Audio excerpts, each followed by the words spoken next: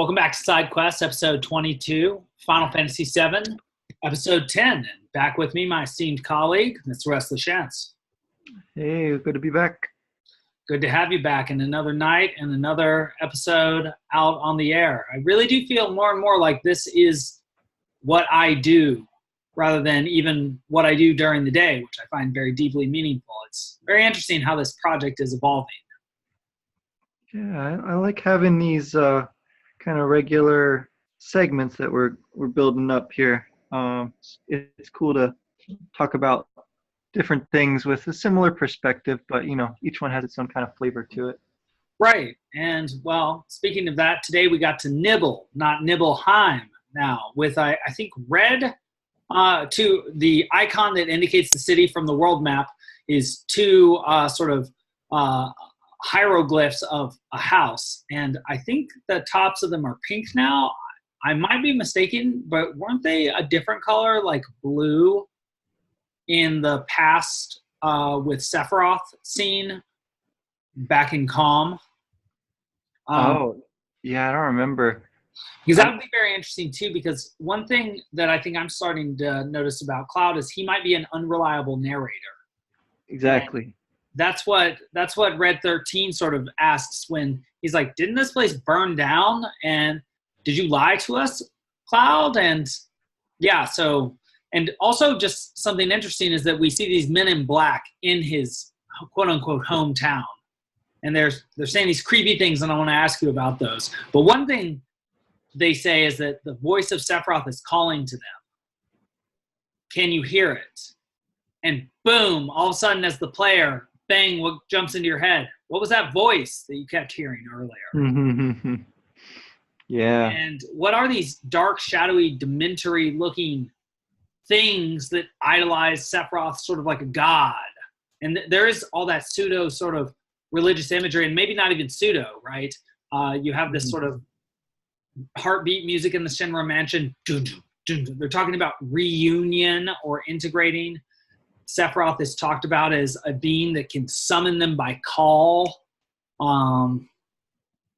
Yeah. So yeah.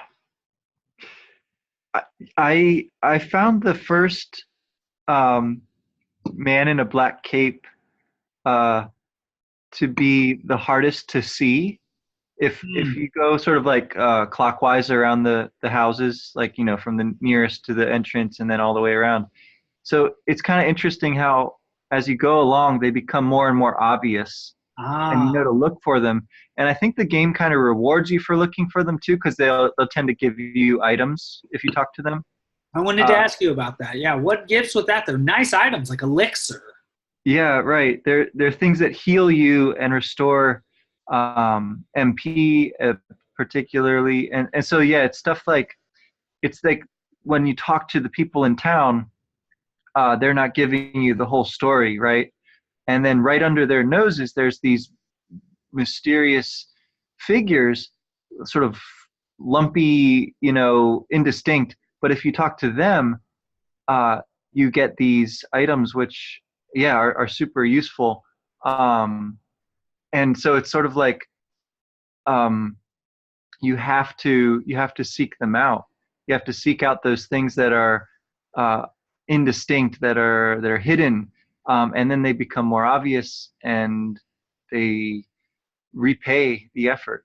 Well, yeah, and just to hit that same nail from a Jungian perspective, to take that for a moment, it seems like what you're suggesting is that if with the mix of what I'm suggesting, if what these lumpy, deformed failures to become Sephiroth, idolaters of Sephiroth, are seen as, say, memories of your own failures from Cloud, because this is supposed to be his hometown, and so a place of memory and nostalgia. But what he finds there is not what he expects, but rather these sort of fake, superficial people who he does not know anymore, and this dark underlying belly that's rich with treasure.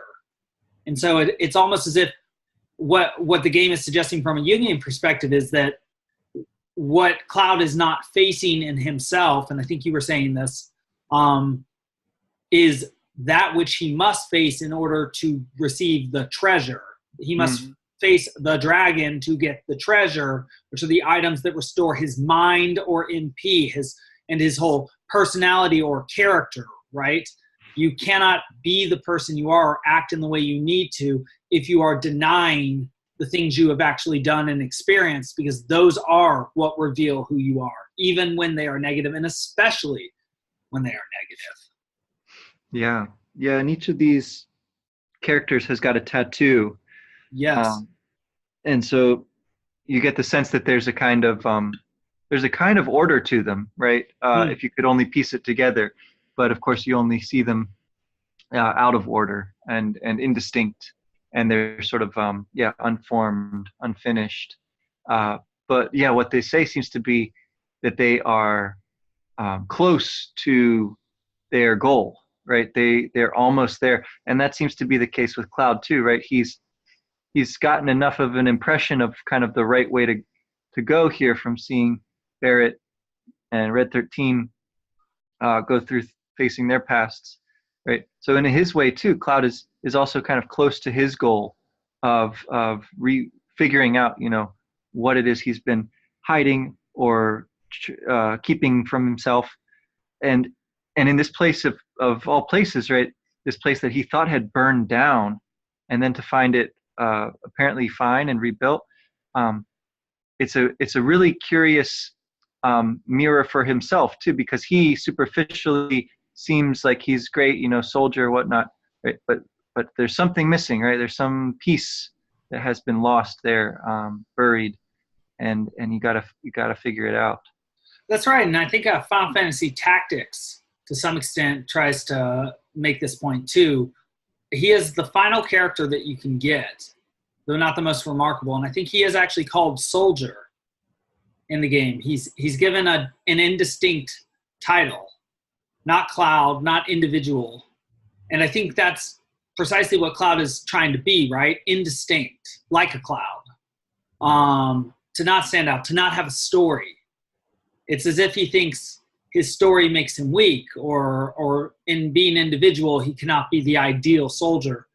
When in reality, what makes Sephiroth great is precisely because he's such an individual, that he's not just part of a rank order, but he is the order itself. He sets the order. He's so incredible. And so what, yeah.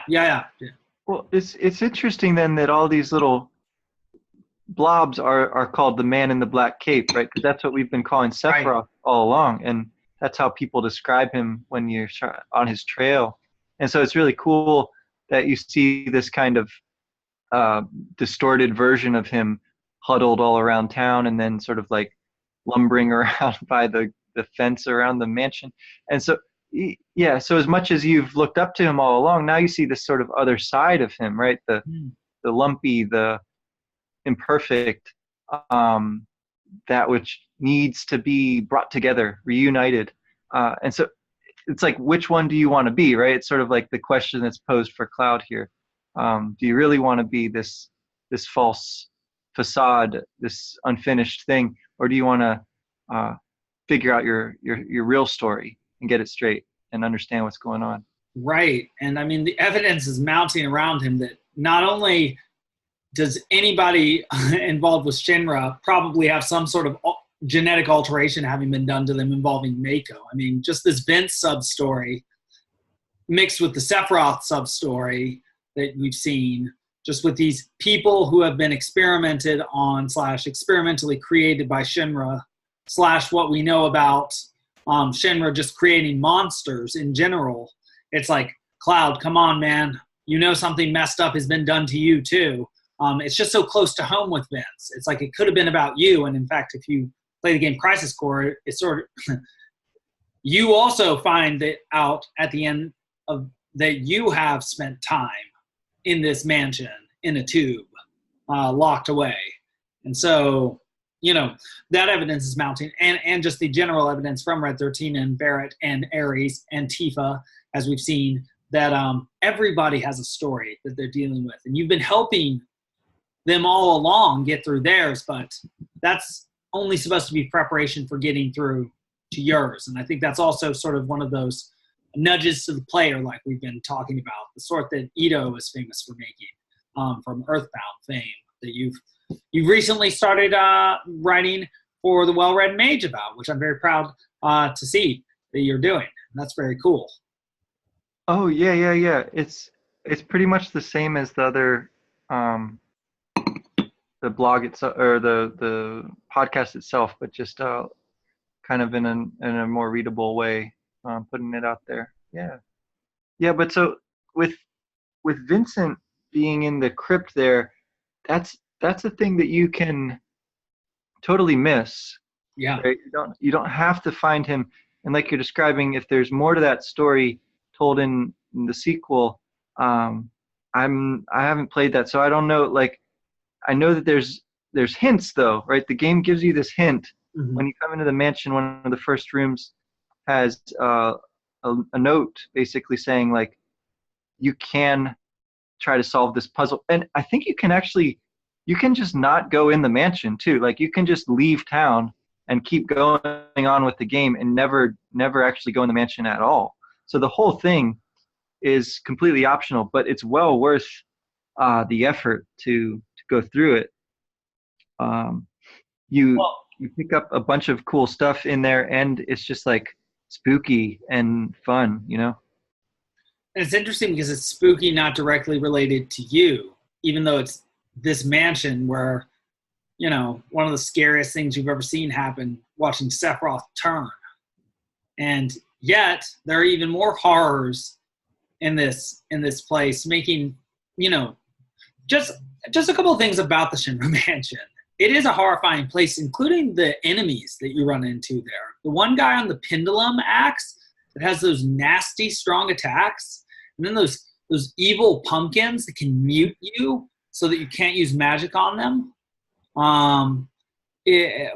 Paired with that sort of religious gong mute, it's like the half Sephiroth theme without the opera singers. Right. It's the whole thing about it seems to be evoking the idea of demons or ghosts from the past, or like just even the figure of the one man who is half blade and half sort of Sephiroth looking long-haired guy. It's like a cutting or like painful memory that attacks you. Yeah, there's also the scales. There's an enemy that it's like a set of old-fashioned scales, like balance, and so it sort of prefigures the boss fight too, because the boss is also like two things. Yes. And down in the basement, there's that enemy that's also two things. So there's something going on there with like, so the scales, right? An image of judgment, of course, right? Like, do you rise? Do you fall? And the way that it plays out too is like, you, as you say, you need to have some pretty strong magic at this point in the game to make this a little easier. Fighting the scales, you can't actually do damage to them. Once you hit them with a physical attack, the scale shifts to the other side, and then only magic attacks will hurt them. And so like if you have used up your magic or whatever, you're kind of stuck. You might have to just leave, run away from a fight. And if you're fighting those balloons and they mute you and confuse you, then pretty soon you can start to be in trouble against them too. And so yeah, I think these are some of the hardest like random fights so far, and the Lost Number is certainly the hardest boss fight so far, although he's optional. Yeah, getting me again. Yeah, and it's interesting because you're making me think that sort of the point of a side quest, and this whole thing is a side quest, and so it's perfect that we're hitting it. Is that it just adds to your experience and your understanding of yourself and enriches the game. It's just getting to do more difficult and interesting things, because I think this is the first time you actively choose to do something that is above your level. Because I'm like level 27, 28 with my characters. I saw that some people were like level 30, 31 going against this boss, and with Lost Number. So like you said, he's two things. At first, he's a hybrid. He's like a fire monster that can use Bolt 2 which can do like 500 damage, and my guys all have like 1,000. HP, and he's also a very physical being, a purple sort of barbarian that wears a loincloth. And depending on how much magic or physical attacks you do to him, he evolves into one or the other. And I know this not from a strategy guide, but because I died to him twice before finally defeating him. And I wanted to mention a couple things about that. One is this: my strategy had to become more and more coordinated as I went on. I had to understand the boss more. I had to make a coordinated healer. I added all to restore. I used a tent. I ran straight to defeat him, and I then looked up a couple strategies for how to attack him. So I cast Bio on him finally and poisoned him, and I set Cloud's limit break to the first one with Blade Beam or Cross Slash so that I could try and paralyze him, which did make him much easier. But I wanted to say, like you said, if you've done the additional side quests like you've been doing, like I'm trying to do now, kind of, I would have gotten the enemy skill Big Guard, which you brought up recently, and that would be very helpful against him when he became physical, because his physical side, when he gets to that after you've taken enough HP off him, he can do something like 750 bits of or hit points of damage with a hit, and he can double attack you. So he can take out any of my characters out of nowhere. And he has an attack that does 2,400 HP damage, and my guys at most are at 1,000. And so he does do some pretty above your level stuff, even though it is possible to beat him. And so I experienced also that sort of feeling from Xenogears of, oh my God, this guy is so strong. Maybe I need to wait until later. It might be impossible. But that was just my unsophisticated, unstrategically minded approach to him. I've been going through the game like a Barrett or an Achilles. I need to be going through the game like an Odysseus, thinking through. The game does reward that. And one additional thing I wanted to say is I think that's what a boss battle means. You better be paying the toll if you want to get the story here, which means you need to be attacking and approaching the game in a more sophisticated manner. And if you've gotten lazy, like I have, certainly, it's going to remind you that you're going to have to lace up your boots a little tighter. Yeah, it sort of trains you a little bit even before you can take him on. You have to explore the house to find all of the hidden numbers, right? And one of the numbers, when you go to actually use them if you find the 3 that are like apparent from the hint, and you get those 3 numbers, and then you go to try to use them on the safe, you'll first of all, Cloud is like, I don't know, this seems like a bad idea. So you're like, okay, let's try it anyway. And so you try it, and you realize that there's 4 numbers, and it's like, what is the 4th? So if you go back and you read the note again, and you scroll down past the 3rd thing, there's invisible writing there, which I think is so cool. So it's like you have no way to possibly know that unless you try it and it doesn't work. And then you have to go like recheck all your steps, like problem solve, like what could I have missed? And you see there's like this space there. So if you can read the invisible ink somehow, it's like by dint of effort and failure, you can finally read properly. And so then you're just given the number that you needed. And so that's like, I think, a metaphor, right? Because the guy's called Lost Number. It's like that's the thing. You can beat it more, like you have a better chance of beating it if you lose first, right? Yes. It's by losing against him, by failing to even open the safe in the first place, that you realize that you're missing something. And that's like the whole thing. That's the whole thing of Cloud, right? Like, he comes to this place where he thinks he knows what's going on and sees that it's not so.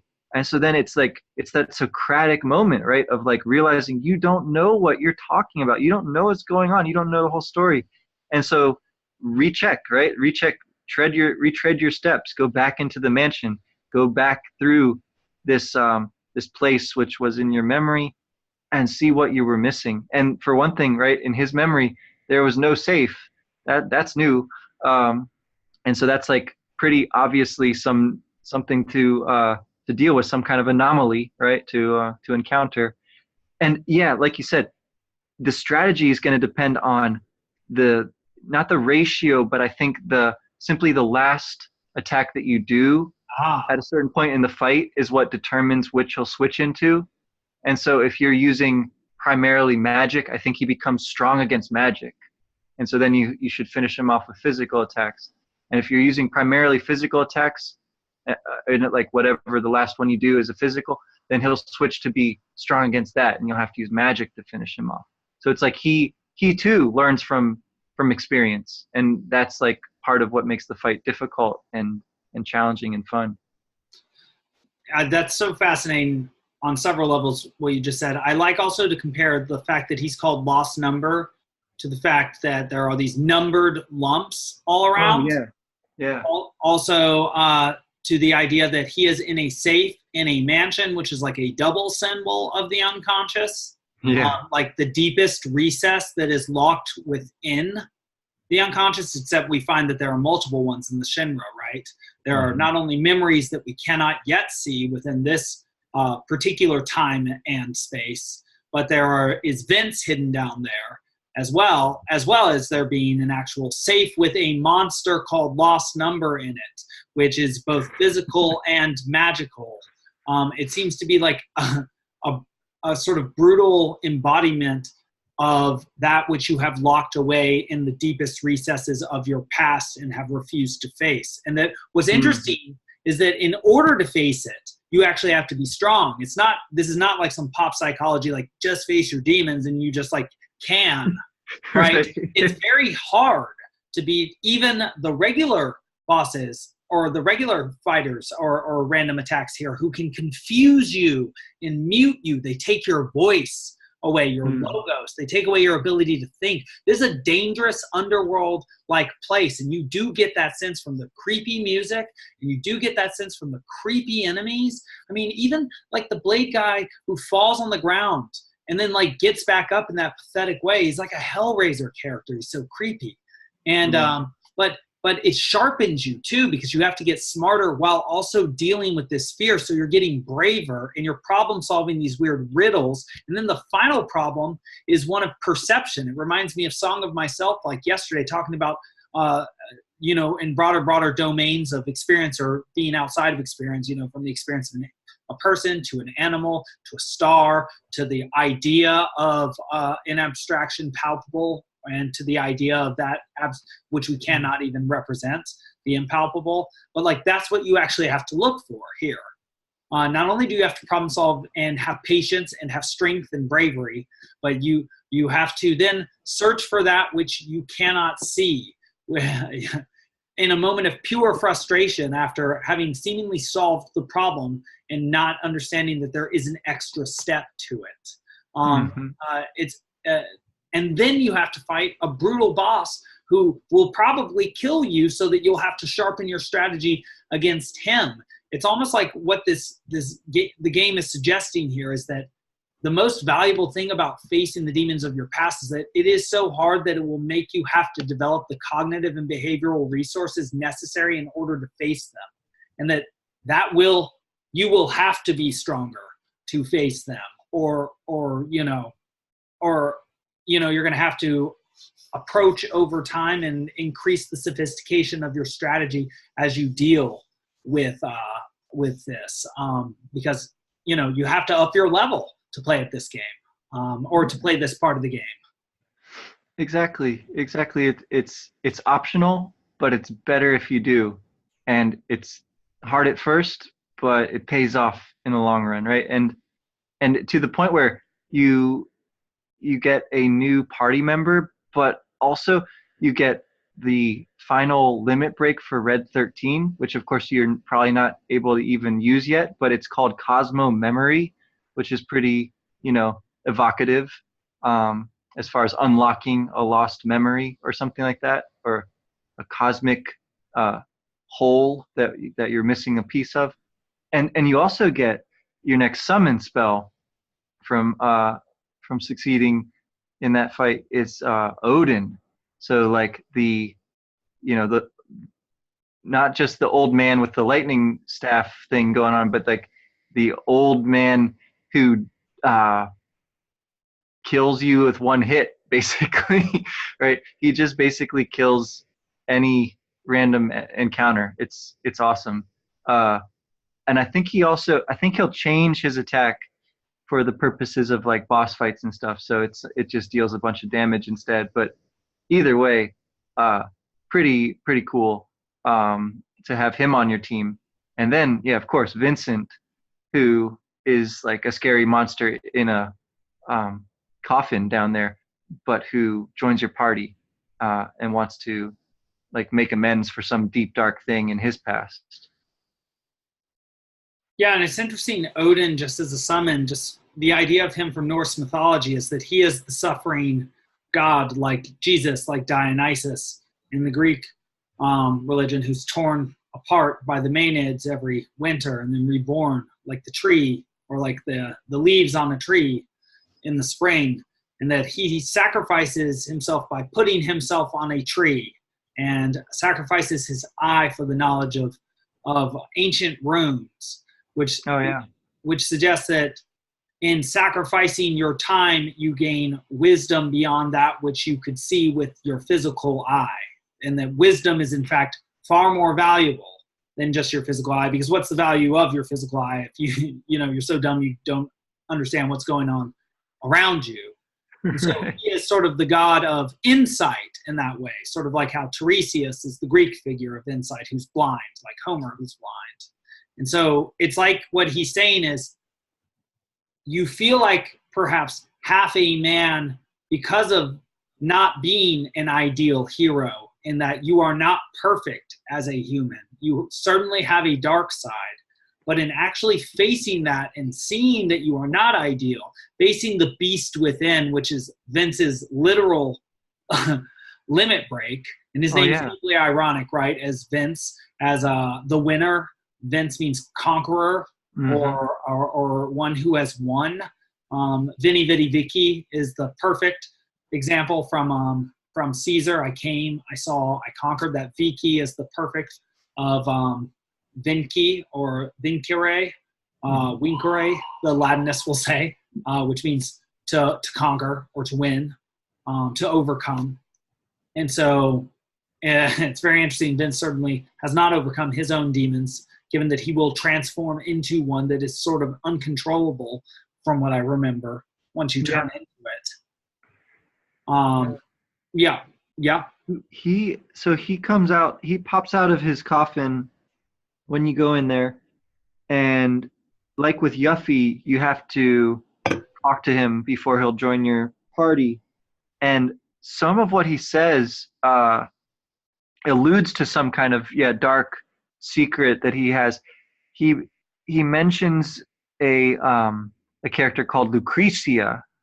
It's spelled with a C, but it's the same name, right, as from the Latin myth. The rape of Lucretia, yes. Exactly.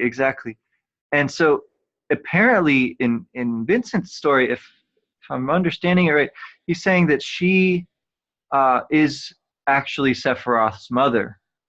Yes. And it's like that. So that's like an additional clue. Like, again, this is a side quest kind of, you don't necessarily this.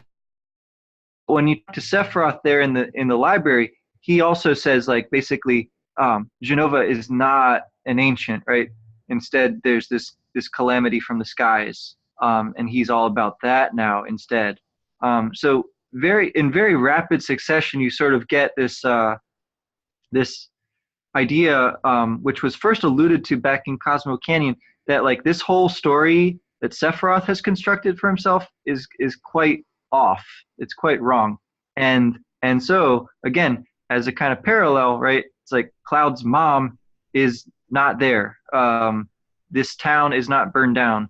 Apparently, like all these people in town have been acting out this elaborate thing to allay suspicion about what happened there in the past, and it's all like coming to a head here, where these fabrications and ideas of identity are kind of just crumbling. And in Sephiroth's case, it's fine because he can just like fly, he just like is not bound, is not beholden. But Cloud, the more he goes along on his quest, the more he becomes beholden to all these other people, right? Like these friends that you meet along the way. And so there's this new one here, Vincent, who's got his problems to deal with, right? And he's gonna come along with you to help you deal with yours. And so the contrast, right, to your party versus Sephiroth grows stronger, but the parallel between Cloud and Sephiroth is all the more like reinforced all the time. Well, I wonder if it's suggesting sort of the two different paths of life and how one can deal with anomalous information. One can take the path of delusion and try to sort of elevate oneself above the world and thus connect with no one and not even with the truth, like in Sephiroth's case, or actually put the work in to problem solve and face oneself, like what Cloud is starting to have to do. Yeah. Right? He's keeping his feet on the ground, literally, and he is doing the work and facing reality and facing current challenges, and they are making him stronger and more capable of dealing in the world. And while he's doing this, he's acquiring additional information that is giving him a better map of reality, that is giving him a stronger understanding of Sephiroth's past than even Sephiroth has. Because it turns out that Sephiroth has a mother, and it's not Jenova. It's Lucretia. Yeah. And that means he has a regular father too, which would probably horrify him if he knew exactly who it was, who we will find out eventually, because his father will not be good enough for him because he thought his mother was a goddess, so he'll probably want his father to have been a god. But the fact is, he does not have this information. Cloud does, and Cloud has worked hard to get it. And if Sephiroth had it, what would that do to his worldview? I mean, at this point, he's barely even human. He's sort of like a Voldemortian form that's sort of kept alive by these indistinct forms and this like Quirrell from the first book of Harry Potter, trying to bring him back into being in some way.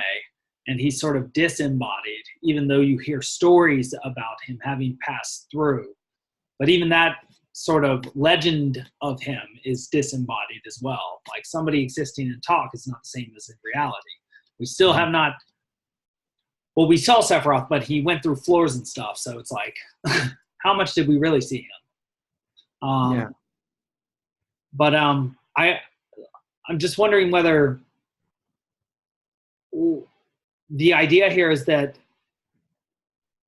you can pretend like you are perfect, but what you sacrifice is the correct view of reality and thus the correct way to act in reality, and thus you will fail to embody the hero even to the limited extent you can as an imperfect being if you try and identify with Sephiroth or with that path of trying to fly above it all as if you do not have flaws or could not be wrong.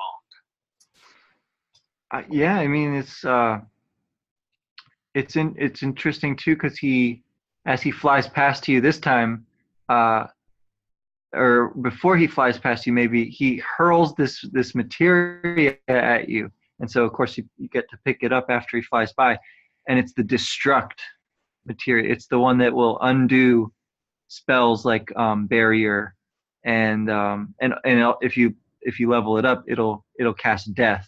So you just destroy with it. That's kind of his, the manifestation in materia form of his whole trajectory at this point, which is just to undo your idolized idea of him. The spell that he had cast on you is pretty much broken at this point, right? That you've seen what he's up to and heard him talk about calamity from the skies and all this crazy stuff, right? And his ultimate endpoint is, of course, death, because turns out he's mortal. Sorry, Sephiroth. Yeah. And okay. So I just had, I think one other question I wanted to ask you about, just because I know that you're a little bit musically inclined, a little bit more than I am, and I like learning from you. What about these pianos we find in this place? We find one in Tifa's house that we can play. Oh, we find one also in the Shinra mansion, and also behind it is where we find one of the clues. But did you make anything of that, or in that parallel, or the idea that these pianos are being included in this? I did think how it is interesting that it gives you information about how people must have lived at the time that the video game was made, that the sort of backgrounds are and the furnishings in the house or in the mansion make sense to us.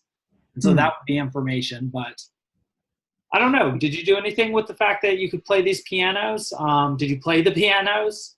Yeah. I mean, you can play them now. I don't think anything really happens yet. At least I couldn't get anything to happen yet from playing it. I know at some point by playing it, something good happened. It's either like a limit break or an ultimate weapon or something like that. But but at this point, it's just like another weird,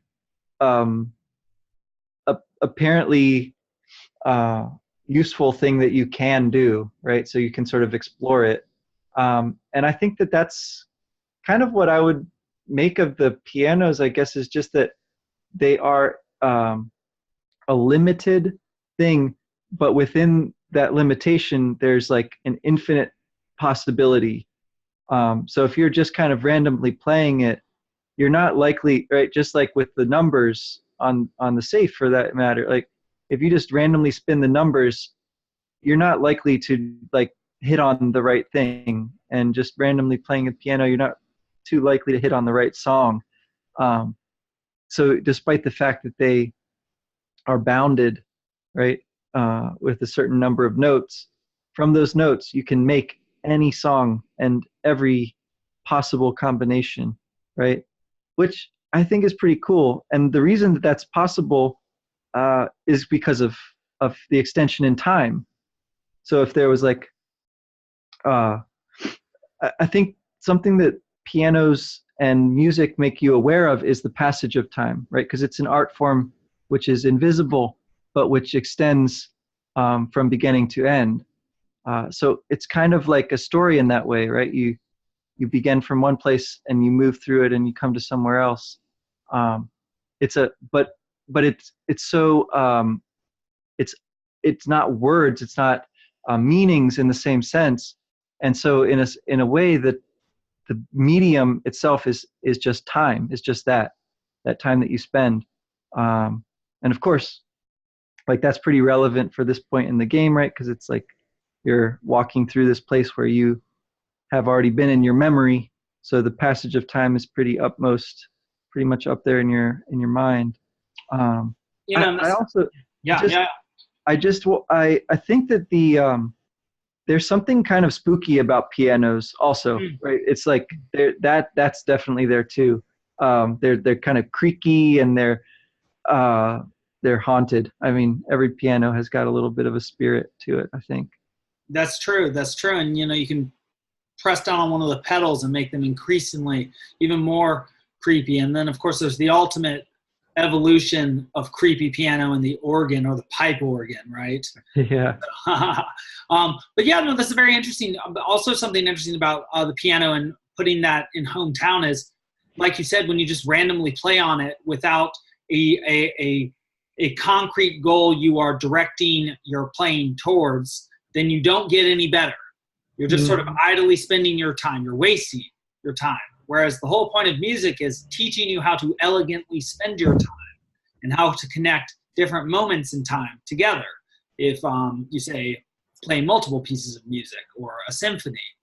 And so that, I think that's very interesting. And also the notion that as a child, that is a good use of time to learn how to direct. And that perhaps that's why a big reason why we include music in the education of children, that a structured approach towards practicing something in order to increase your skill so that you can embody more sophisticated manifestations of the art, harder pieces of music, is exactly the process of how you make your consciousness more sophisticated.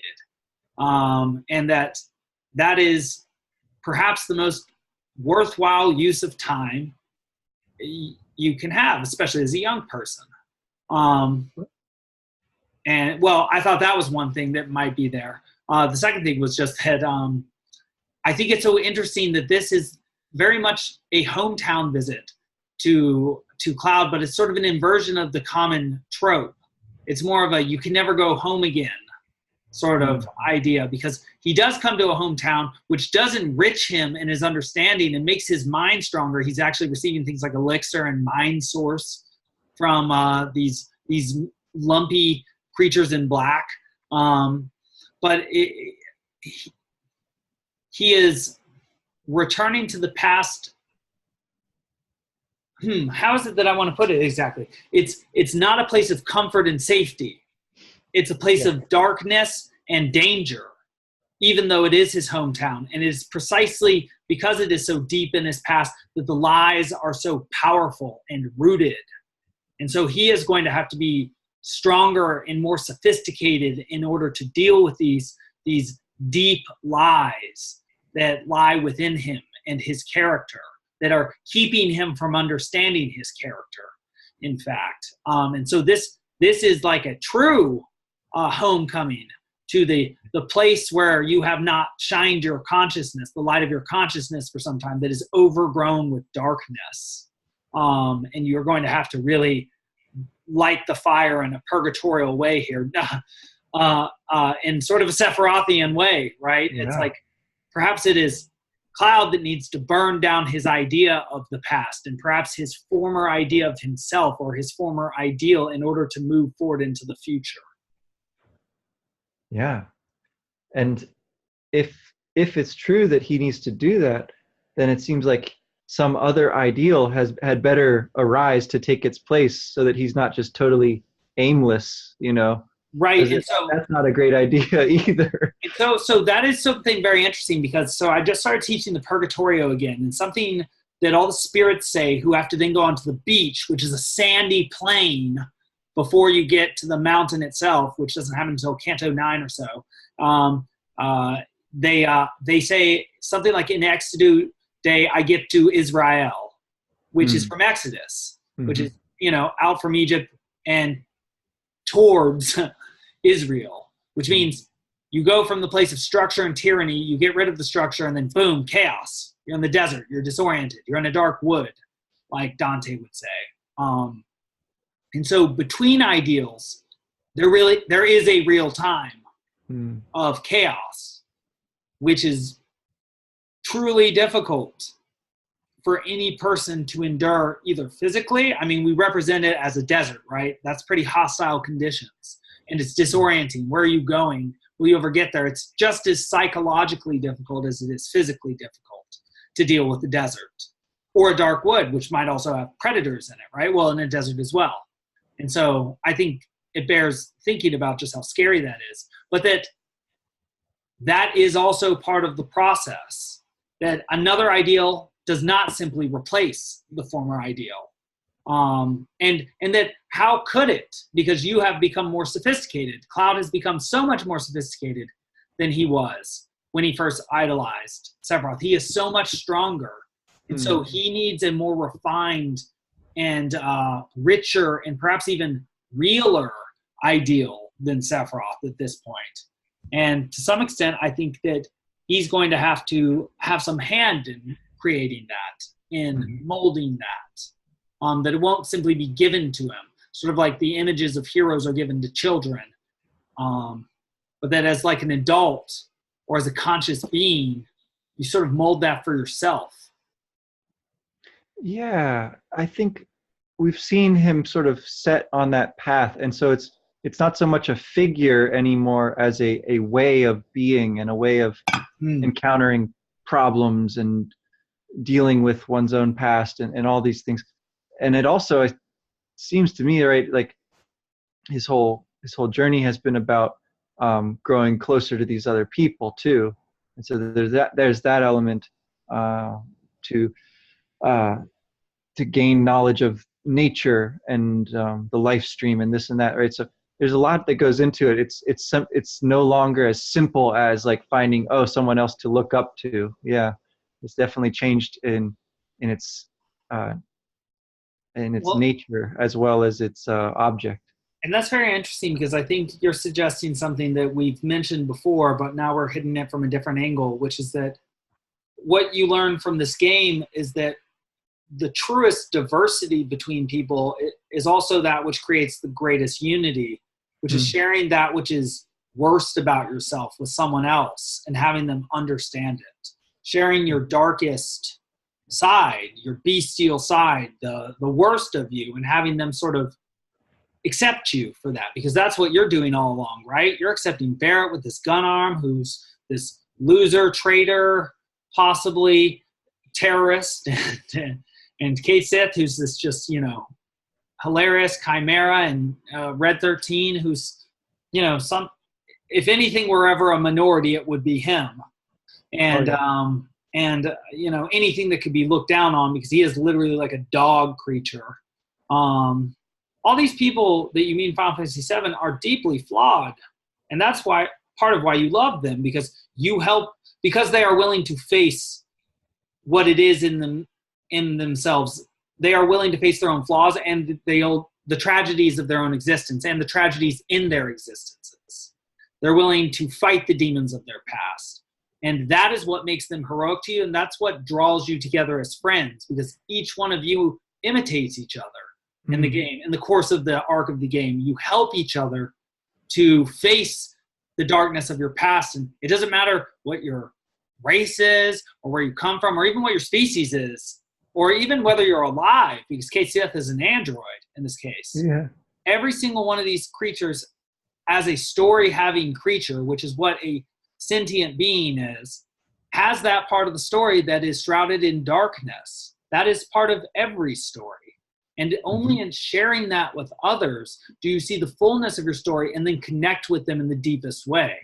And so I think that's sort of something that's maybe being missed in our conversations right now, especially as we attempt to demonize each other. It's like we all have some demon in us. That's clear. What do you study in history? Only wars, essentially, and some treaties between wars and how incredible those were. And then you pass through, like, you're like, oh, 90 years of peace. That was really cool. You know, good job. And then like Pax Romana, like 200 years. It's like, wow, that was pretty good too. Next war. But that in attempting to identify with each other simply based on superficial characteristics that are based on the notion that we don't actually have real characteristics, which is of course absurd, because that's what we like about other people, their characteristics. And how they are similar and different from us. What we're doing is we're sort of creating packs that aren't based on that which is most substantial in a human, and actually keep you from reaching that which is most substantial in a human, because in limiting what you can say to other people, you limit, of course, the most important things you can say to other people. It's like a censorship of that which is most meaningful. And I think that then you deny yourself that which is richest in life, which is a substantial connection to another human and the tragedy of their fate, which is what I think we see in Final Fantasy VII. Just to make a short point long. I mean, I think the diversity question is addressed in a pretty interesting way in this game. The way that it brings together, this kind of ragtag band of people, each of whom carries a certain amount of baggage. It really makes the story a lot more interesting, and I think that we're about to, if I'm not forgetting anyone, then we're about to meet our final party member pretty soon, aren't we? The perennial one. The one who will take us above the clouds, who will give us our ultimate ability to move eventually. Yeah. Yes. Way cool. The great and powerful. Well, he's not the last one that you get if you haven't got Yuffie by then. That's true. Right. I know. I was thinking about that Shane facing me, but I'm facing, sort of perhaps a mid-game crisis right now. And I wouldn't exactly call it a crisis in terms of the emotional valence of that word, but just the sort of Greek idea of like a point of decision. Mm-hmm. Or a point of, as it's used now, incision, right? Like resurgence, crisis point. But I think I am pretty okay with, like, I really enjoyed this side quest, and I spent some time doing it, and I knew that I wasn't going to get very far today, but I got a lot of information from what I was doing, just like Cloud. And I was thinking pretty clearly, and I thought that was great, and it makes me want to, since the game is starting to reward better gameplay, it makes me want to play at that higher level. Nice. And be more prepared for the future. And in being more prepared for the future, have fewer unforeseen errors that cost me time. And that's actually something I've seen that the game rewards. And so, just as a rule is not a rule if it's not enforced, I see that the game is going to be requiring this. And so now I want to go get big guard. Now I am going to look at strategy a little bit more. Now I am going to try and balance out my character's stats. I've been playing sort of like a kid, just rushing through. But that's ultimately not going to be the best strategy for getting to the end. That's not even the best strategy for getting through fastest, because you can't just rush through. Which I think is an excellent aspect of a story game like an RPG, because you love the story, you want to read it, which can be sort of a fetishistic experience, sort of like with the Harry Potters. Now we're studying them, but when we were kids, we absorbed them sort of like crack, right? We actually literally stayed up all night reading. Yeah. Hopefully with less of the negative side effects, but yeah, I mean, in some ways. Yeah, for sure. Maybe some of the negative side effects being that you learn to love reading and you do that more. We love reading, of course. But yeah, I like that the game requires diligence. That it says if you want to get now that you are hooked in this story and you're getting even deeper and it's even more interesting and it's even more rewarding, well, you have to be better in order to get the farther rewards in this game. Mm-hmm. You know what? When you slack, we're going to give you a little hit on the butt and say, actually, you need to improve, but not just get stronger, but get smarter, because the enemy we're going to put in front of you is so much stronger than you that you have to play it smart against it. Right. If it can kill you with one hit, you're going to have to learn how to do something to deal with that. And you do. And so I'm thinking about going back. I'm thinking about going back to get Yuffie and, maybe bolstering myself up a little bit. But that said, where should we think about getting to for next time? Now with Vince in tow. Yeah, well, so try to get through the mountains and into the town beyond them, I suppose. I'm not sure exactly how long the mountain portion will take, because I don't remember how much story happens up there. I do remember it taking it like a while. Yeah. To fully explore and do all that. Yeah. Well, okay, cool. That'll be fun. And so, well, are there any final considerations from tonight? We talked about music, the Shinra Mansion, what these dark figures from the past, or from what these dark figures in this place from the past of Cloud could mean. Bosses, developing more sophisticated strategies for playing, and even what playing music could be. Yeah, no, I think as far as I can remember, that's pretty much it. But since you'll get to Sephiroth now, so we can kind of come back around to that one more time, because I know there's a little more down in that basement that we haven't mentioned. But okay, yeah, for sure. Yeah, so everybody knows, I tried to beat that boss, but I died twice, and I got to where I could just run straight into the Shinra Mansion and try and poison him and paralyze him. I finally defeated him right before the podcast. So I need to go back in and catch up with Wes. All right. Well, cool. Another good night. Hopefully some of the night scholars are listening too, and they're enjoying all these nights we're putting out for them. And, look out for the next Game Cool books next week. And I thought your conversation last week was really interesting. And thanks. I look forward to more of those too. And I also like that on your New School Notes blog, which I love the outlay of, you lay out a course curriculum for your next podcast. So people can tune in during specific episodes if they find themselves very interested in, and they'll always know exactly when it's coming out. And that's very cool. Yeah.